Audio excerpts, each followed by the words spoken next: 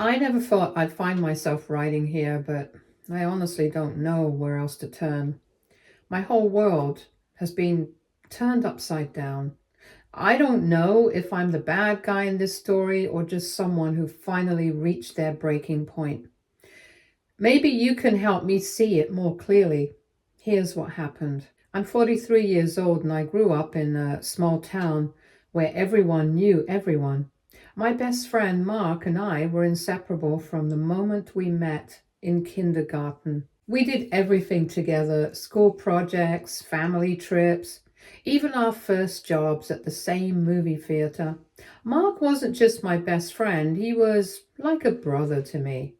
When I met Meg in college, Mark was just as excited as I was.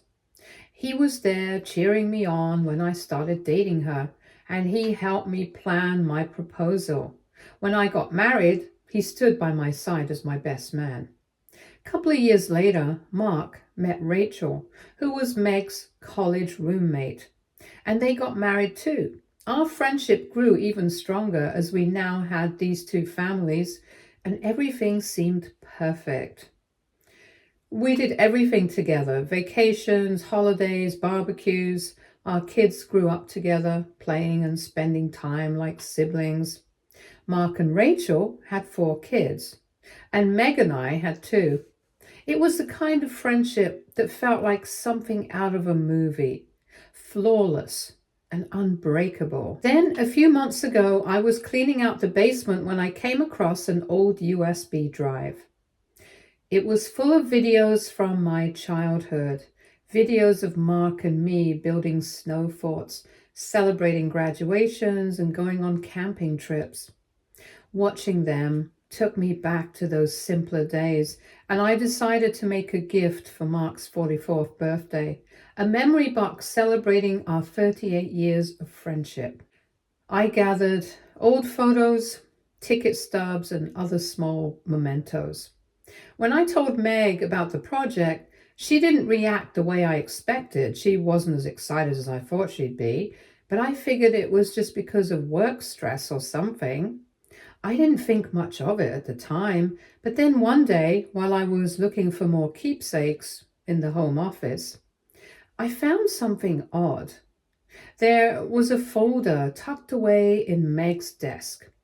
It looked out of place, so I decided to open it. It wasn't snooping, but it caught my attention. What I found in that folder turned my whole world upside down. Inside were printed emails between Meg and Mark going back 17 years. There were explicit photos and detailed plans for secret meetups. The more I read, the worse it got. Their affair had started shortly after our wedding, but what hit me the hardest was a set of DNA test results. The results weren't just for Rachel's kids, they were for my kids too. And it turned out that Mark wasn't just the biological father of Rachel's children, he was the biological father of mine as well. I felt like the ground had been ripped out from under me. My best friend, my brother, and my wife had been lying to me for nearly 2 decades. Everything I thought I knew about my life was a lie. At first, I didn't know how to feel. I was numb. It was like I couldn't even process it. Then the anger hit.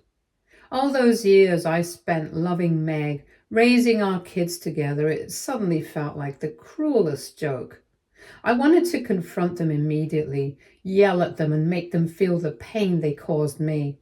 But the anger was too overwhelming. I didn't trust myself to stay calm. Honestly, all I wanted was for them to understand just a fraction of what I was going through. Instead of confronting them directly, I put all my energy into finishing the memory box. I went through everything we had: old photos from our childhood, ticket stubs from places we'd visited, little mementos that had meant so much over the years. But then at the very bottom, I added the stuff that had destroyed me: the emails between Meg and Mark, the explicit photos, the hotel receipts, and the DNA test results. It felt like a box full of memories and lies, all bundled together. I wanted them to feel just as blindsided as I had been when I discovered the truth.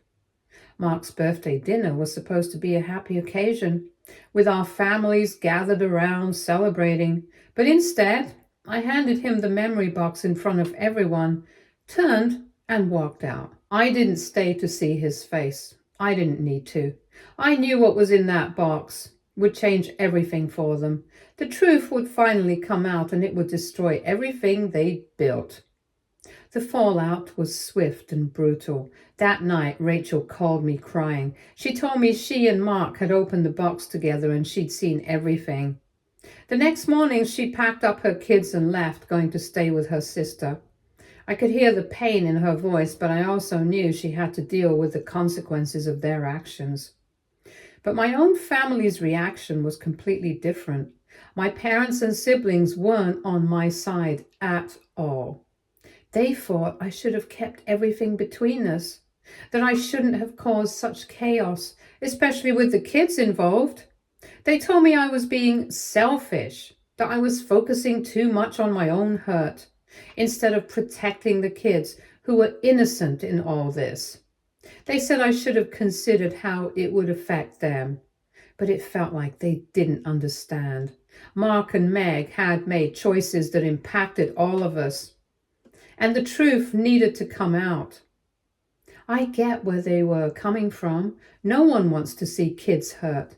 But at the same time, I couldn't keep living a lie. My whole life had been built on false trust, and I needed the truth to be out in the open. It was the hardest thing I've ever done, but part of me felt a little relief knowing that the lies were finally exposed. Meg didn't take it well, to say the least. She moved in with her parents and has been bombarding me with texts and voicemails ever since. She keeps apologizing, begging for my forgiveness, telling me she's sorry and trying to convince me it was all just a mistake. But how do you call 17 years of lies a mistake? It's hard to accept that.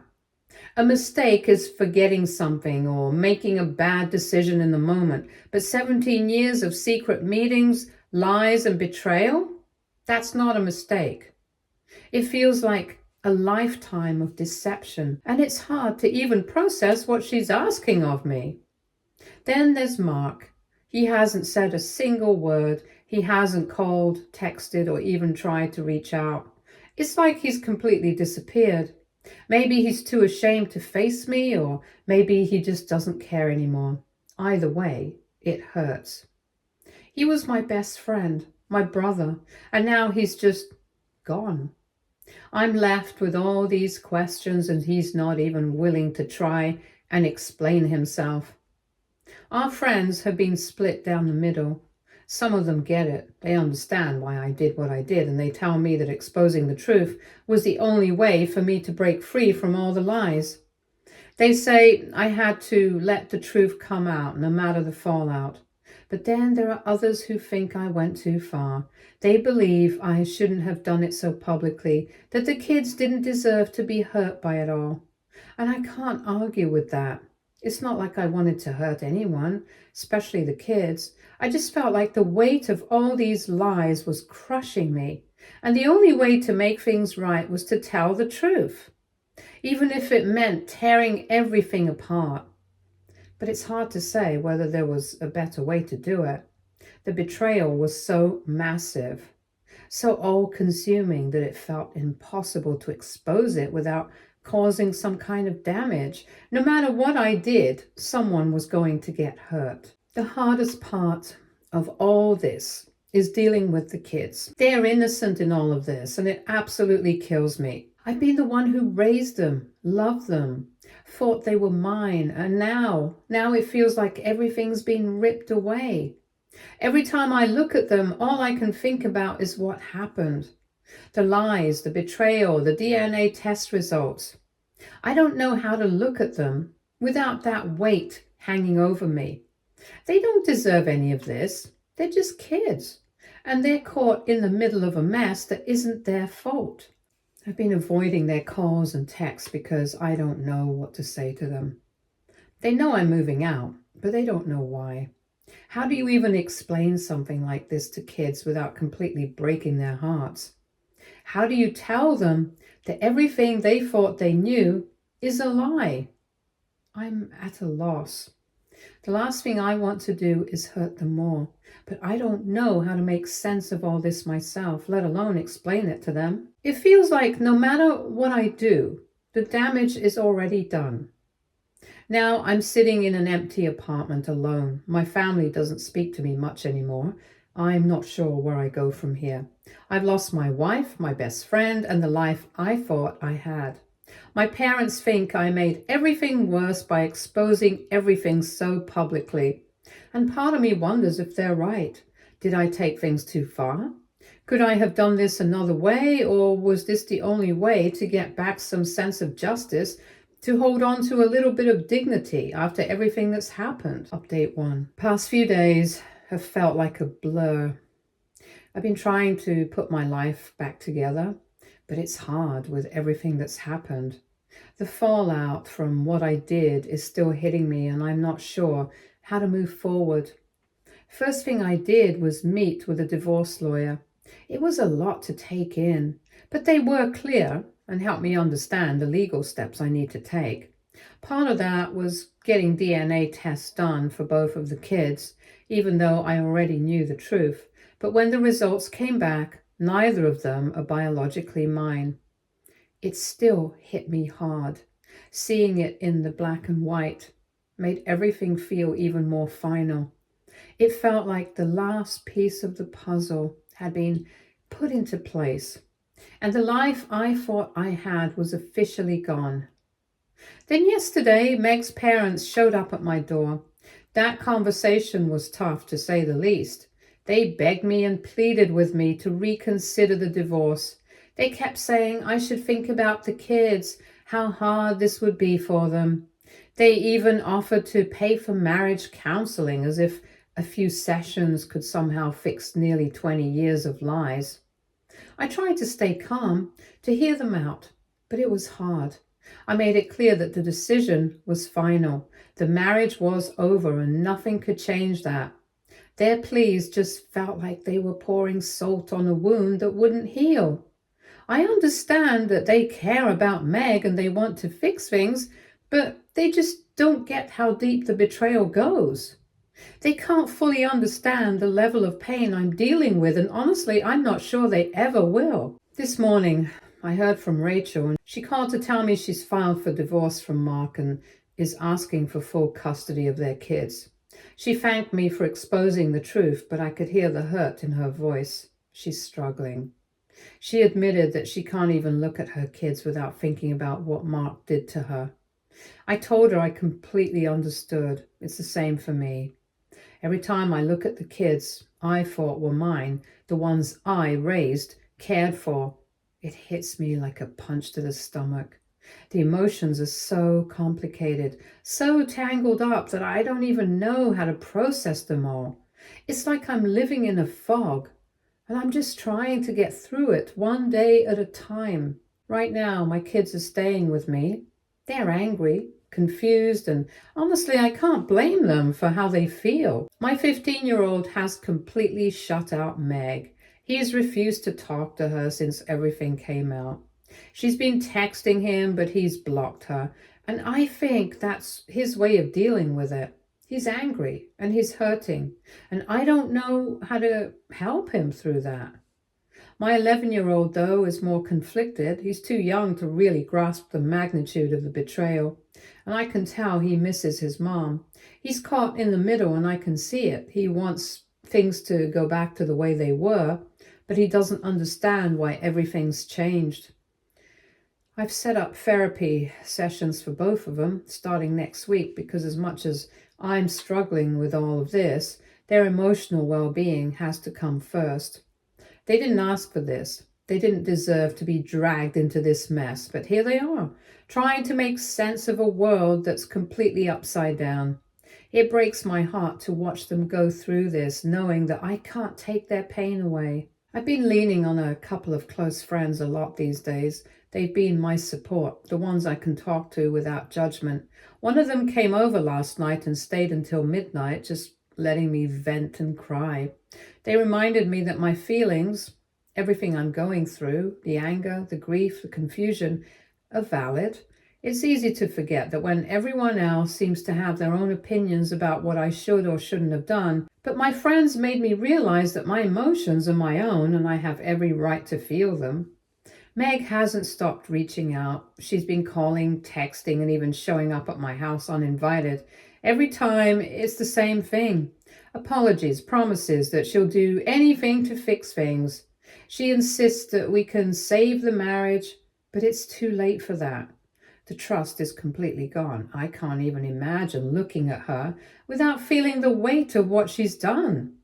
I can't forget what's happened, and I don't think I ever will.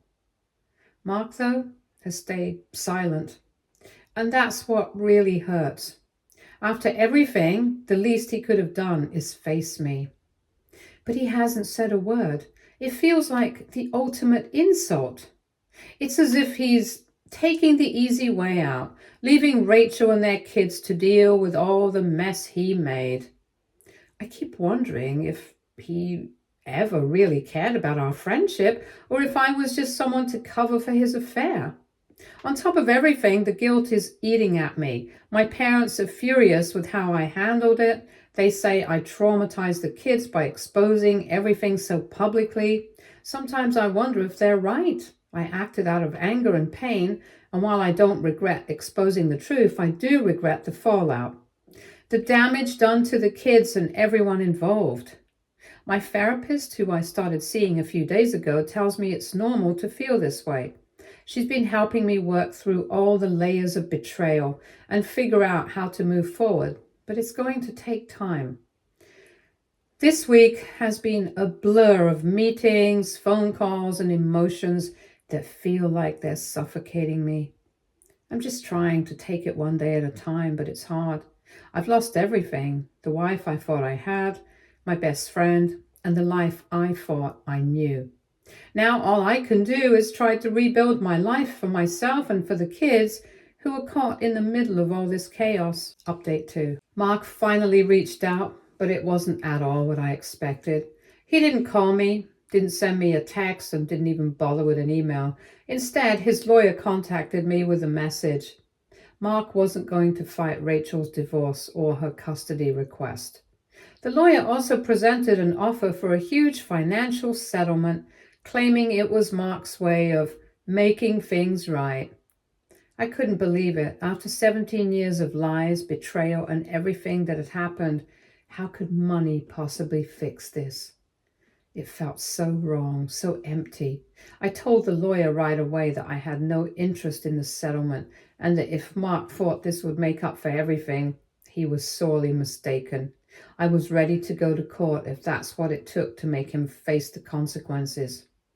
On the other hand, Meg decided to handle things in a completely different way. She posted a long message on Facebook, finally admitting to the affair. In the post, she tried to paint this picture of herself and Mark as these star-crossed lovers who couldn't help falling in love, but who stayed in their marriages for the sake of the kids. She said the affair was never meant to hurt anyone, that it was just a mistake they both made. Her post went viral, spreading like wildfire through our circle of friends and family, and of course it sparked a flood of comments, and some of them filled with disbelief, others full of raw anger. Most of the comments were calling her out for trying to play the victim. People who had been close to us for years were just as hurt, just as betrayed, and they weren't afraid to say it. They saw right through her attempt to justify what she'd done. A few of our mutual friends tried to defend her, but their words barely held any weight. The backlash against her was massive, and I have to admit, seeing her try to justify her actions like this in front of so many people made my blood boil. It wasn't just about the betrayal anymore. It was about her trying to twist the whole story. She was trying to make herself look like the one who was wronged, like she had no choice in what happened. It was like she was fishing for sympathy, trying to make people feel sorry for her, and I couldn't stand it. She wasn't the victim here. She had played a huge part in ruining so many lives, and now she was trying to rewrite the narrative to make herself look innocent. It was like a slap in the face all over again. On a positive note, my siblings have started to come around. My sister, who had been upset with me for how I exposed the affair, showed up at my house yesterday to apologize. She told me that her first reaction was emotional and that she hadn't fully understood how deep the betrayal went. She even offered to help me pack up Meg's things, which really meant a lot. It feels good to have some support, especially when so much of my family is still upset with how I handled everything. Rachel and I have been talking more lately. She's been incredibly strong through all of this, but I can tell she's struggling. She opened up to me, saying that every time she looks at her kids, she's reminded of Mark's betrayal. I get that feeling more than I want to admit. She's also been dealing with all the logistics, figuring out school arrangements, handling custody papers, and answering all the tough questions from her kids. Even with everything going on, she thanked me again for exposing the truth. She said she'd rather face the reality now than keep living a lie for another 17 years. At home, things are still really complicated. My kids are still living with me, but the atmosphere is tense. My 15-year-old has made it clear that he wants nothing to do with Meg. He's blocked her on his phone and refuses to even hear her name. I've tried to encourage him to talk about his anger in therapy, but I don't want to push him too hard. He's hurting, and I know it's hard for him to even begin to process everything. My 11-year-old, though, is in a much different place. He's torn. He misses Meg and doesn't really understand just how deep her betrayal goes.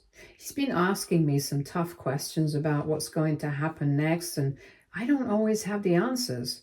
It's hard to explain this kind of mess to a kid, especially one so young. Therapy for both of them started this week, and I really hope it helps them make sense of everything. I can see how much they're struggling with all of this, and it breaks my heart.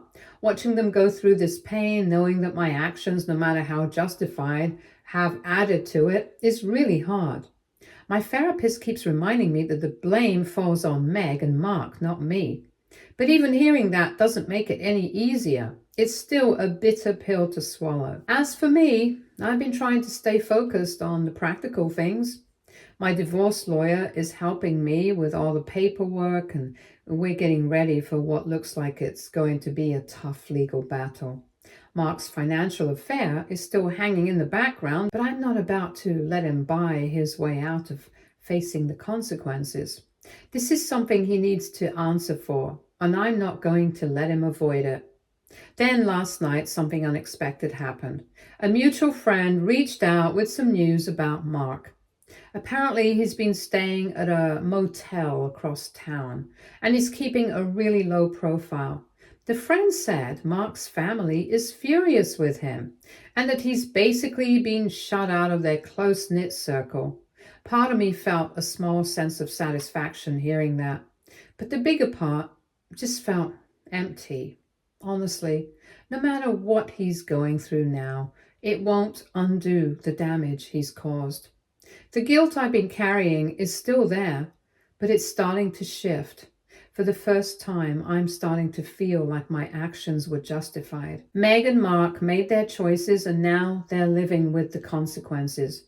I didn't make this mess, they did. But even knowing that doesn't make it any easier. The hardest part is knowing that my kids, who had nothing to do with this, have been pulled into the middle of all this pain. That weight is always there. Right now, I'm focusing on rebuilding. My sister has been helping me pack up Meg's things. It feels like clearing out the last of a life I thought was real. It's painful, but I know it's necessary. Every box I tape shut feels like a step towards taking back control of my space and my peace of mind. The road ahead is long and uncertain. I don't know if I'll ever fully heal from all of this, but I'm determined to try. My kids deserve that, and maybe in time I can say that I do too. Update 3. I've been so overwhelmed by everything that's been happening in my life lately that I almost forgot to thank all of you for the support you've given me here. Honestly, it means more than I can put into words. Reading your comments and messages, seeing that people understand what I'm going through has really been a lifeline these past few weeks. Therapy sessions with my kids have been a real roller coaster, painful, eye-opening, but also giving me a small glimmer of hope. My 15-year-old, who's been the most resistant to talking about everything, finally started opening up a little during our last session. He told me that he feels lost and angry, like his life no longer makes sense. I told him that I feel the same way, and for the first time in weeks, it felt like we really connected. It was a small moment, but it gave me hope. But it was my 11-year-old daughter who really broke me. During one of our sessions, she asked if she should still call me Dad.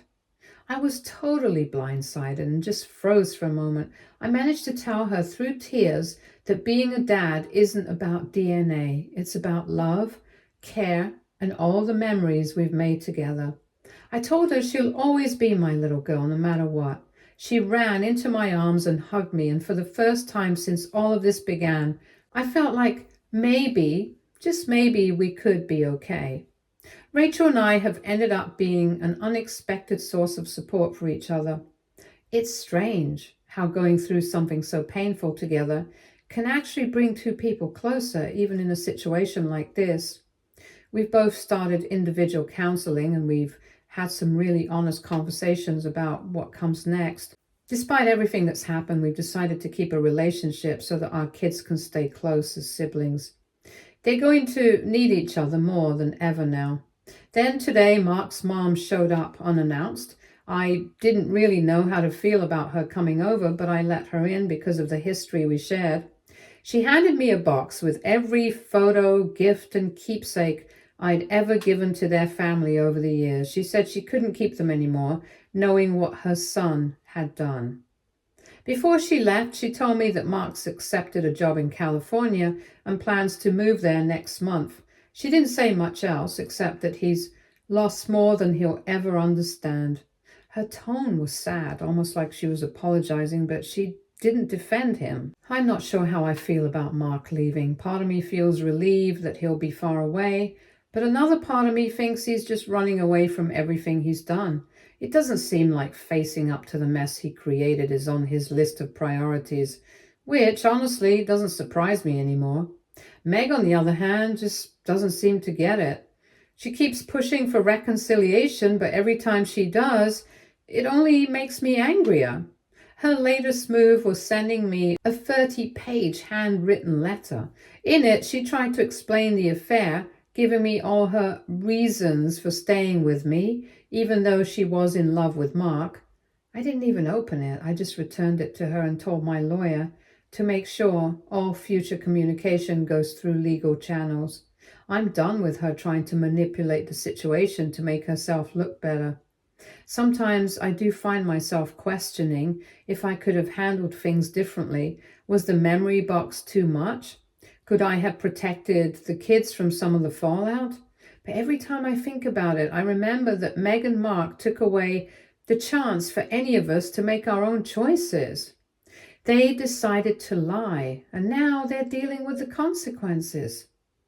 The truth was always going to come out. It just happened all at once instead of slowly over time. Right now, my focus is on healing and starting over. Sorting through everything that's happened feels overwhelming, but I'm trying to take it one day at a time. I've started journaling like my therapist suggested, and it's helping me work through some of the anger and sadness I've been feeling. My kids are my main priority now, no matter what the DNA says. They didn't ask for any of this, and they need stability and love as we figure out what's next. I don't think I'll ever fully understand how the two people I trusted the most in my life could betray me like this. Maybe one day I'll find the answers or get the closure I need, but for now, I'm just taking things one day at a time. Each day feels like a small win, a step further from the life I thought I had, and a step closer to building a new one for myself and my kids. Stay tuned for more stories from our girl relationships.